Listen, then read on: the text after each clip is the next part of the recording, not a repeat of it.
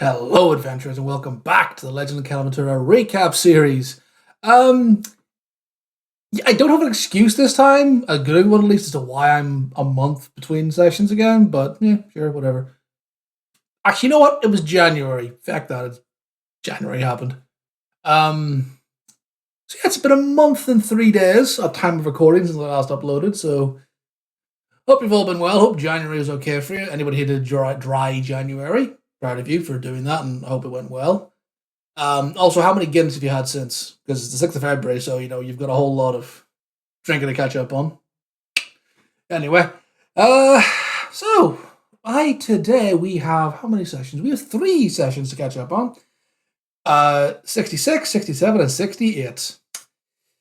Yeah, I'm organized. Anyway, so at the end of our last recap, what the hell? Oh yeah, Bjorn. The last session was Clarissa, Styx, and Klaku had their camping trip, the impromptu camping trip in the ice-frozen wastes of Iceborne, north of Iceborne, and Bjorn had his promotion ceremony. So we picked up session 66 just after Bjorn's promotion ceremony. He's kind of stood there in this moment of triumph, letting the praise and everything of the whole order wash over him as he's enjoying himself. Enjoying his moment of celebration, for lack of a better word. I've already said that, but screw it. Now this is going to stay on the recording because I don't edit these things. Tomato. Right. Yes, sorry. So they had the promotion ceremony, which finished up. And there was a bit of like a lunch brunch hobnobbery thing afterwards. They all kind of got to mill around and rub shoulders with each other and got there in the end. During that, Bjorn was kind of trying to keep an ear out for any word about brother Abel, because that's his current focus in life, shall we say.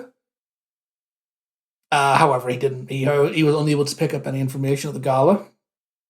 At which point, the party returned back to the Merchant's Manor after it had been out for a couple hours. And they came back to Mascot, who was sat guarding a couple of deliveries that had been left for the manor, in the manor for the party. There'd been 2 deliveries that were made. One was kind of for the party, the royal way, and that consisted of 2 things. One was a chest that bore the seal of Winston's Wondrous Wares that contained a number of Revivify pendants for the ones that had been expended in the battle with Okata, and ones for the new party members, Clarissa, Styx, and Cocoon. So now everybody has those like emergency defib Revivify pendant thingies, which are amazing. Just, yeah, I don't know why I did that for the party, because it's like, oh, how do you kill the party members? Well, they all have a instant bring back button that anyone can use. Just means you can just cast a Lay Blast Fireball on them all. Anyway, kind of punch them in one circle and be like, ha ha! Now you're screwed. Anyway, so the party got those Revivify pendants. That's a pretty hard word to say. They got those back. And they also got like a diplomatic briefing package, basically kind of a diplomatic papers, passports, itinerary that was going to get them from Mentura across to Tequila. Basically, the transport had been arranged for the day after tomorrow, so like 36-ish hours at the time of receiving this to basically go off and get whatever supplies they needed from the city, and then make the preparations to come back. And while that was going on, Clarissa had been brought by Mascot into the next room, where it was found that there was a large, like, steamer trunk, like a Victorian steamer trunk had been brought in. And Mascot had been told that this had been left in by Angie, or Miss Wilder, Mistress Wilder. Not by her directly, but by one of her eyes lackeys. I think there was a letter kind of on a tape to the outside of it, written in Angie's handwriting, basically saying that, hi Clarissa, or Lissa, this is all the effects, this is all the stuff that I was able to get out of your apartment. Hope, all the rest of it. And on the back of the letter, I think there was a symbol as well, like a little stylized symbol, like a seal from Andy's personal seal. Opened up the steamer trunk. Inside was a whole bunch of like knickknacks, odds and ends, just like basically you're moving house, and this is all the stuff that gets put into one box. So obviously Clarissa had got that. A whole bunch of knickknacks, doodads, alchemical bits and pieces. And there was also included a box, like a very fine rosewood box. The whole thing is actually made of carpet. The whole thing is carpeted. There wasn't any real metallic fixtures on it. The whole thing was just made that incredible, like, was it Japanese carpentry or that sort of Asian style of carpentry where they don't need any nails or screws? It's all just wood. And inside that box was a maple leaf, which has been frozen in time, which is quite a prized possession of Clarissa, which she's very glad that she got. However, there's one thing that was conspicuously not in the chest that she's gone, I need to find that. And also included in the steamer trunk were a whole bunch of letters, but 5 years worth of letters from her adoptive father, Michael, that kind of spanned the whole 5-year period that Clarissa had been frozen in time. Basically, the letters were kind of Michael reaching out to speak to her, trying to make contact, hoping that she was okay, and then kind of telling the whole story of Michael's life progressing and just kind of becoming like this old man comes home at the end of the day and writes letters and sends them off and doesn't know if he's going to get a reply back, but it's part of his routine. Kind of continuing friends getting married, having kids, and then Michael started to speak about ill health, declining health, becoming older, more infirm, and the final one, to stick the knife in and twist it, was a large legal letter that also included Michael's final letter, saying that he really missed that. Basically, I can't remember exactly what I said, but basically, this is Michael's final letter. It was a letter to Clarissa saying that wherever you are, I hope you're okay. And that he misses her. I can't remember what else they said. And then the legal letter from the law firm, basically there was a Michael's estate had been sold and there was like 2,000 gold or something. There was a sum of money had been left for Clarissa. You can arrange to claim that at some point. So after emotionally devastating the party, I then let them go off, take a long rest, get their last minute bits and pieces of shopping, and they then began the journey to Tequila. So after getting their bits and pieces, traveled from the Merchant's Manor up to the council buildings, met at the door by one of Wilder's Ides, who escorted them down into a teleportation room where they bamfed from Mentura to Terran, the military capital, where the campaign started almost 4 years ago. Sorry, my dog is being a dog in the background, but what are you doing? So they went the bamf to Terran into the Adventurers Guild, and from there headed round to the entrance of the Steel Ward, which is kind of where the actual legionaries are based. Went round there, stayed to their business, handled the papers and whatever else, and they were then able to, they were brought through the Steel Ward and given a bit of a glimpse into the inner military workings of the legions of Mentura, which included a glimpse at several very advanced artifice. Examples of artifice is the word that my brain has come up with. Artificerism? Anyway, bunch of constructs had been built.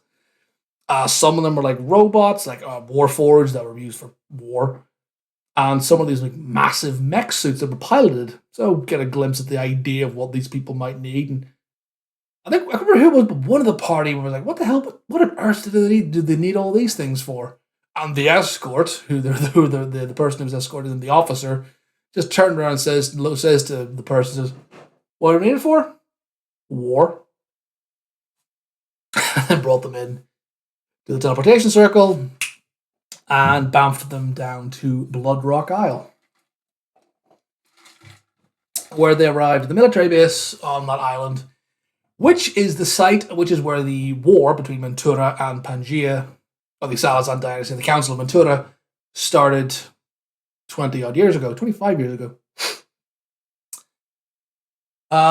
So the party then gathered the bits and pieces, went through customs effectively, boarded the yacht where they met the three crew. The captain, Patches, the first mate / navigator, Brass, and the engineer, Wrenches, because of course everyone has to have a nickname in D&D. So those three were the crew aboard the diplomatic craft Ebony, or DC Ebony, one of a pair of diplomatic ships that ferries people back and forth between Bloodrock Isle and various ports within the dynasty. So, board of the craft, and we're talking, it's going to be 2 nights. 2 nights, and then we'll arrive at like maybe more than the third day. So that was a well and good party that headed off below decks, got themselves situated, and began to have a mooch about the ship, exploring around, getting to know the crew, whatever else. Brass, was it Brass? Yeah, Brass was he's pretty interested in listening to the party and kind of living vicariously through them all, and listen to their stories of adventure and daring do. So yeah, they kind of just got involved with all of that, listen to the stories, swapping tales, playing cards, all the usual crack. At one point, Koku and Brass, not Koku, Sticks and Brass, had kind of got into this little back and forth and talk about, oh, by the way, you still owe me from the last trip. So Sticks handed over this pouch of tobacco, and Brass went back up on deck to go do his shift navigating or piloting the craft through the night. At which point, Koku went back up on the deck and sort of was chatting back and forth with him. Like, Koku was this 3-foot adorable king that everybody dotes on. And Koku basically convinced Brass to, can we play a game? Can we do a bet? Basically betting that Koku would be able to steer the ship, which he actually did, and won the tobacco back for his, I was going to say friend, but I don't know if a friend is the right, it's like a Grogu and the Mandalorian relationship those two have almost. Although Koku's arguably more dangerous than Grogu was. Anyway, back below deck, night passed. Next day, party's out and about on the deck. Bjorn is up on deck, using his fighting away, getting used to fighting at sea. Various party members are up on deck, hanging around, dicking about. Duchess was below deck at the time, and the galley, Dinesco and Bart were somewhere. And Clarissa decided she wanted to go for nosy. She ended up on the second deck down, nosing through the bowels of the hold.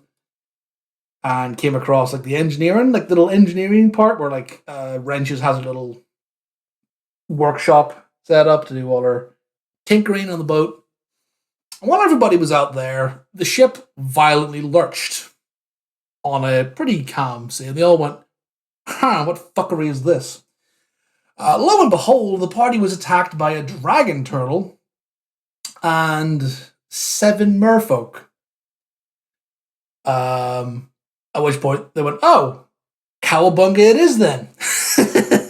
So thus ensued a massive fucking battle. Well, I'll say massive, a pretty substantial battle between the Scallybags and the merfolk and a dragon turtle. Which actually was pretty damn close, because the merfolk, I arranged them so they were popped up around the side of the ships. Each merfolk basically got a single party member. It's kind of how it worked out. So it kept each member of the party pinned in one spot, and no one could really go and, they couldn't get mob multiple party members. Which actually at one point ended up with Sticks being brought pretty damn low. And Clarissa as well, because that poor girl got fucking wrecked. Yeah, I don't know why, but the dice have a thing with Clarissa, which we'll get into for the next session, or the session after that. Just knocking her down the stairs, knocking her prone, doing a crap ton of damage. Sticks had a really bad day in the office, and so did Corku. So they're kind of each dealing with their fucking merfolks. The dragon turtle was there as well, just being a pain in the ass and using its steam breath to scald everybody in the deck, and generally be a pain in the ass. And there's one point in the session which this kind of covers 66 and 67. The battle kind of covered 2 sessions, which is what I can remember. At one point, Koku turned and what did he cast some spell at the dragon turtle? Oh, he cast a spell which ended up causing a wild magic surge. So it was a musical session. It was musical combat. So people were getting inspiration for singing and dancing. Not literally dancing because it's a remote session, but you know what I mean. We shot an arrow, whatever it was, and then Duchess turned around, grabbed a hold of that bolt, and used it to cast Inflict Wounds at a very high level, which drew the dragon turtle's attention, which was both lucky and unlucky, because it focused the turtle onto Duchess, and Duchess got lucky, I think, with the rolls. But that meant because the dragon turtle now had a single target, it didn't go and try and sink the ship, which was my plan, but because of high-level inflict wounds, the turtle was distracted. So, that happened. Again, party members brought low the mage. There was a mage in the merfolk, and the mage is always the first to die. If you're a dungeon master, you put a mage in the battle, that fucker is the first one that's going to die. The whole party goes, the magic user, kill him, or them, or her, or it. Which is fun. So yeah, that's why. So yeah, tip for dungeon masters: if you have an enemy wizard on the board, use the high level spells immediately, because you will not get a chance to use them if you let them live for more than a round. The amount of times I have looked at a spell and gone, "That's a 6th level spell. Do I really want to use that?" And then the next round happens, and I'm like, "Well, my mage is now at 3 hit points, so yeah, should use the high level spells." Tip for the DMs out there. Actually, Nick, if you're listening to this, not you, ignore that. Completely ignore that. You're my dungeon master. You don't do that to me. I do that to other people. Not me. The mage died almost instantly. The dragon turtle was distracted. The party eventually, the paladin to the front, Bjorn and Lo, managed to do pretty good damage. And then we get to the next session. Bart managed to join us. He kind of came up from the deck, saw the fuckery that was going on. Battle kind of ensued, went back and forth. Eventually, the crew managed to steer the ship, wrench the ship away from the dragon turtle. So the ship was no longer at risk of being sunk, and Bart then decided the best thing he could do was go off and turn into a sperm whale and do a sort of kaiju battle, which was fucking amazing. Dragon turtle then went off and got its breath weapon back, fucking blasted the whole party on the deck, and actually brought all 3 crew members unconscious. Thankfully, Sticks and Koku were able to bring back Patches and Brass. However, Wrenches, who had rushed to the aid of Clarissa, the merfolk who'd been trying to skewer the artificer, after Clarissa had been brought down to, I think, 3 hit points, and was gently encouraged, shall we say, by myself and the other party members to use the fucking heal spell that she has. Yes, I'm telling you off. Yes, you're new to D&D, but also heal yourself, bitch. Yeah, I know she listens to these, and I will keep reminding her. So after Clarissa had healed herself, the merfolk went, "Oh, come on, really?" Fine. Turned around, saw Wrenches on the deck, and went, "Huh, stab." Killed her, and then noped out. And then that did allow the rest of the party to kind of begin to focus more on the remaining merfolk. One of them was dispatched pretty damn quickly, and then leaving the one that was near Koku alive. The one at the front of the boat near Bjorn that's what happened. At one point, Bjorn had done his Misty Step conquering presence thing and scared the bejesus out of everybody with his fear thing. which is a really fun ability that dude has. I think it's the first time you actually get to use it as well. So you made everybody afraid of him, so no one could move, which kind of scuppered everybody. But oh god, sorry, I talk that much I forget what there's not much happens. Like, oh yeah, this, that, and there. But Dragon Turtle, yes. And then Kaku had rushed. Sticks had rushed to the age of Kaku, rushed to the aid of Kaku. Though sadly, that ended up with Sticks being knocked unconscious.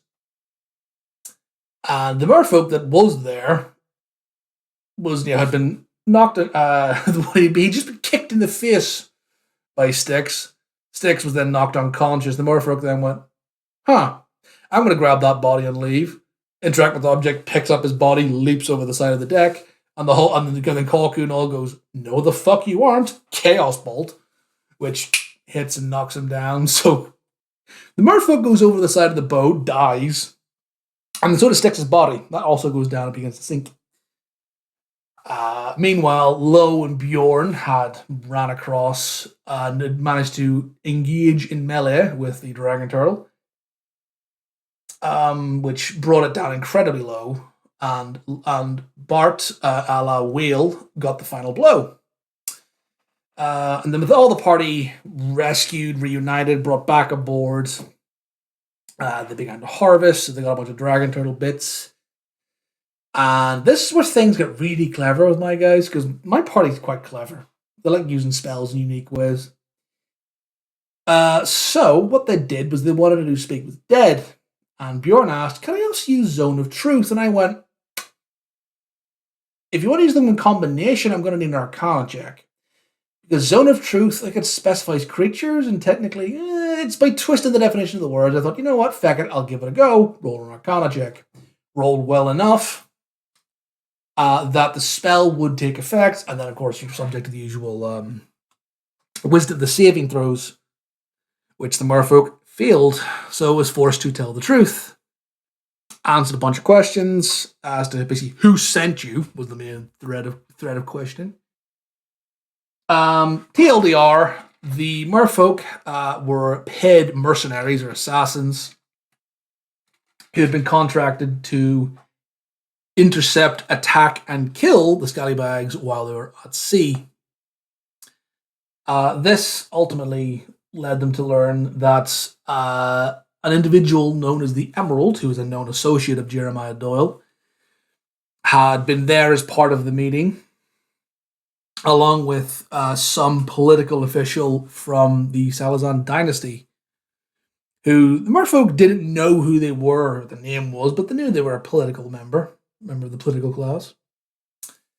And the party also lost a question through Bards got a bard by asking, "What's a cerenary?" Because we have the merfolk and the mercenaries, so we have a certain, yeah. He asked the question, I just paused, sighed, and went, "You lose a question for that." If that had been in person, he would have got slapped. Not by me, but one of the party members going, "Oh my god, shut up." It's funny games. But next session was the arrival of Tequila, which I've been waiting for a long time. Party got off the boat, went through customs again, kind of began to meander through the marketplace and kind of taking the sights, sounds, smells, and all the rest of it of a new place. At which point they happened upon like a weapons stand or weapons dealer.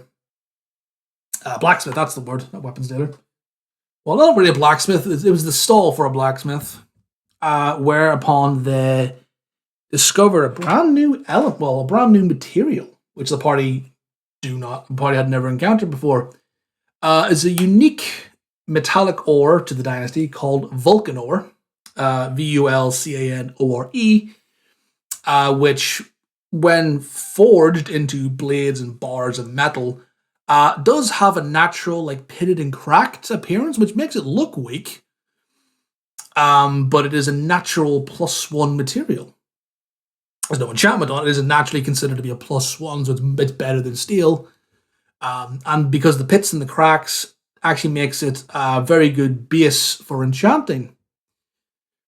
Actually, something I forgot to mention during whenever, because Bjorn rolled a nat 20, and that was in my notes. That metal, the pits and cracks, aren't just there, as a basically this is a really cool thing for Mithril to join.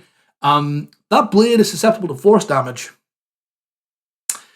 There's a risk of those blades shattering when they encounter force damage, which is fun. So yeah, sorry, Shian, I forgot to tell you that in the session, but hey, listen to the recap. You learn it now. So yeah, found that, carried on through the markets, decided to go to the embassy, where the it's this way. We gotta confidently walk through, and Bjorn almost gets flattened by a tram, because Bjorn has never seen a tram before. He almost met one. He almost got hit by one, but thankfully avoided it. At which point, after surviving the encounter, realizing there's a whole bunch of these things all over the city, moving people back and forth, they met the first NPC from Tequila. A very charismatic individual by the name of Rush, RAA''CH, who, as I described, Sticks and Koku know them as a sort of a community leader. He's just kind of one of these people that just kind of, no one really knows what they do for work, but he's just kind of there doing things, and everybody knows him.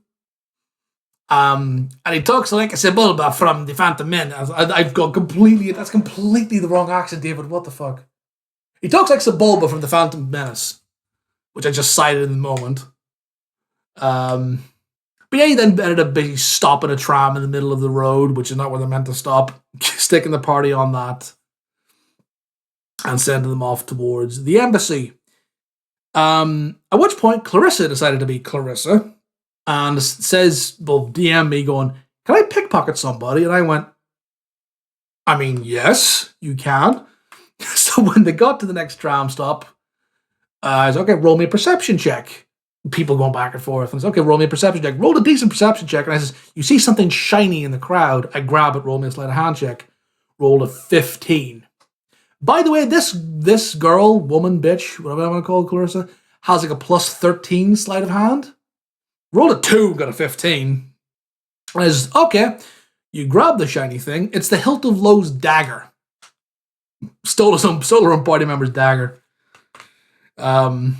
Yeah, Clarissa was on some chaos. So, yeah, that went well for her. Gave Lowe's dagger back, and then they carried on up towards the embassy. They showed up, and again, the tram driver stopped outside the embassy, not at the stop, outside the embassy, because he'd been told to by Rush. The party disembarked, and then went into the embassy, and were kind of into the foyer going, oh, this is really nice, the architecture is really class. And Clarissa bowels on up to the second reception desk, leans on it, and goes, Hi, I'm a friend of Mistress Wilder. We're here to see General Crash. And the receptionist was like, what? It's like, what the hell are you on about your friends of Wilder? Who are you people? Which way Bjorn comes in and goes, hi, yes, we're the Scallybags. I believe Wilder sent word we're going to come here. We're here to see General Crusher. Receptionist goes, that name sounds familiar. Hang on. Opens the book, goes through it all and goes, da-da-da-da. Oh, yes, no, here's the Scallybags. Yes, you're told that Wilder sent word you're going to come over and you're going to speak to Crusher. You're here to do his investigations. Oh, and I have a note about you, Clarissa. Yes. Oh, yes. Mistress Wilder has warned us about you.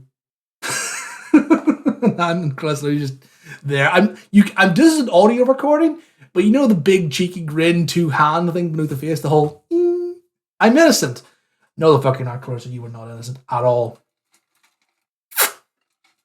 Anyway, part of then escorted up to General Crash's office, who's the ambassador / commander of the troops and the commander of all the forces in Tequila. Well, the Manturian forces in Tequila, which is not that many because embassy. You'd imagine the people you were at war with 25 years ago aren't keen on you having an entire legion of soldiers there. So, yeah.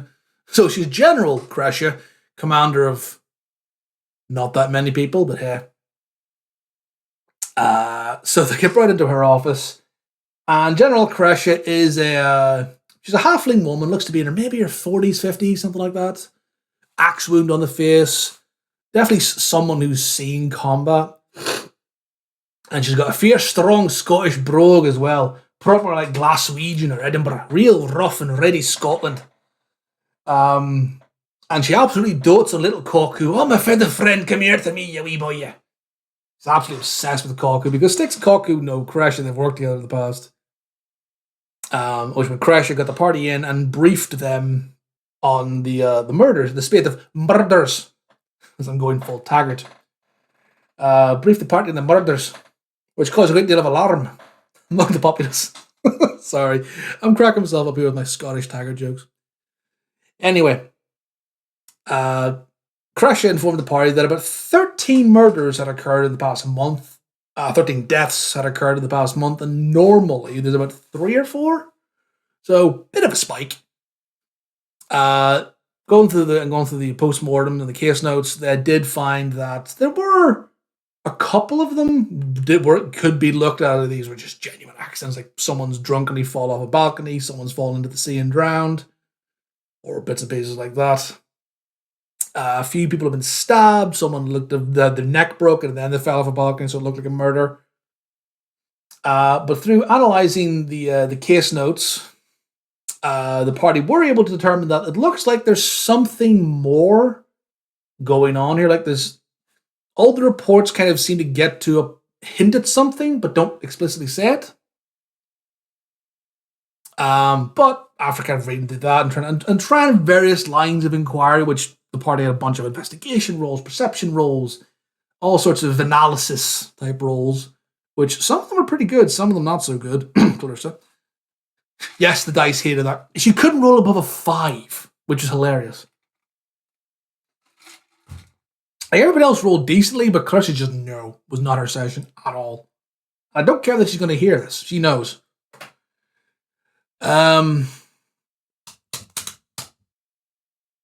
So after Crusher analysing the reports, the party then decided that, the party were kind of advised to, the person in charge of the Pearl Guard is Captain Julius. He's part of the policing wing of the Pearl Guard, which is the general term for the militia over there. So told to go off and report to the barracks, ask for Captain Julius. So they basically went in, met with Julius, who came in and sort of sat down, asked them, right, what do you want? What can I do with you? And the whole time, the party's getting the sense that there's some very clipped tones with Julius. He's not a very patient man. He's very irritable.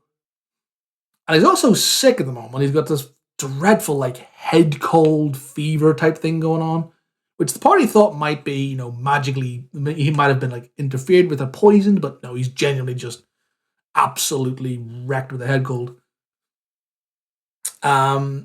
Basically said that yes, the reports are there, and yes, I do believe there may be something there.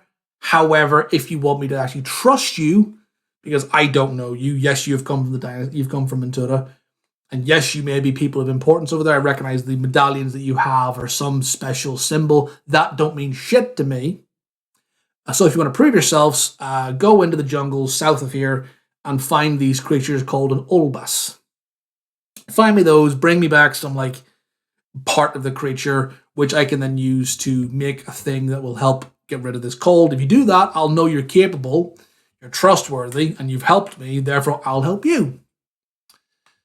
So the party accepted the quest and said, okay, well, we'll go on this fetch quest then. I went down to the markets, went off and got their jungle equipment, their pith helmets and everything else, because, I think Bjorn's, I'm going to go full British explorer. So yeah, he's gone off in pith helmets and everything else, jungle boots and stuff. Then decided that probably best to head out after, having one last night of genuine comfort. So following Styx and Cuckoo's direction, they decided to make their way to Tartarus's Tobacconists and Taproom, which is an establishment run by someone that Styx and Cuckoo were friends with.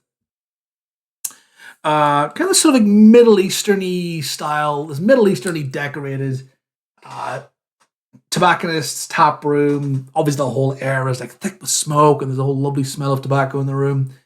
At which point the party was brought in and were introduced to the proprietors, Raz, who is a sort of a fire earth. I think he's a fire genasi. Quite, stout, stocky. He's just over 6 foot tall, big burly fella.